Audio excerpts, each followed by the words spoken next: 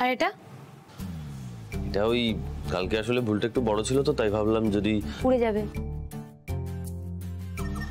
দেখেছেন বেশি কথা বললে এই হয়। আমাকে একটু সময় দিন, হয়ে গেছে আর একটুখানি, জাস্ট ব্যাস রেডি হয়ে গেছে। আপনি এটা পরে নিন, এই রংটা না আপনাকে বেশ সুন্দর মানাবে, পরে নিন এটা। আদি, তাহলে কি তুমি ফিরে আসবে? এটা কি তার ইঙ্গিত?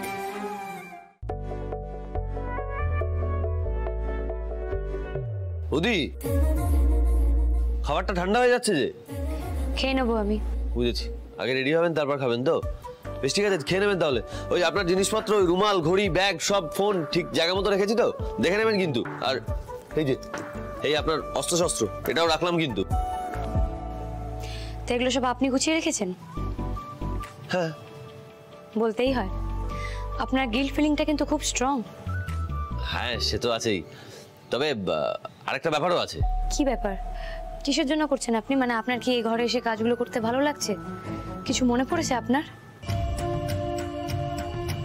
হ্যাঁ মনে তো পড়েছে, ডেট মাইনে পেতে এখন 1 মাস বাকি। মানে দেখুন, কম তো করছেন না আপনারা আমার জন্য, খাওয়া দাওয়া থেকে শুরু করে ওষুধপত্র আরো কত কি। এইটুকু আপনাদের জন্য না করতে পারলে খুব বাজে দেখায় আর কি। তারপর আপনারা আমাকে আবার ফাউ ফুচকা বলবেন, তাই না? জানেন তো, টাকা দিয়ে কিনে খাওয়া ফুচকার থেকেও কিন্তু ফাউ ফুচকার টেস্ট অনেক বেশি হয়। ফাউ ফুচকা কিন্তু স্পেশাল হয়। কিন্তু ফাউ ফুচকার এটা মনে হয় না, জানেন?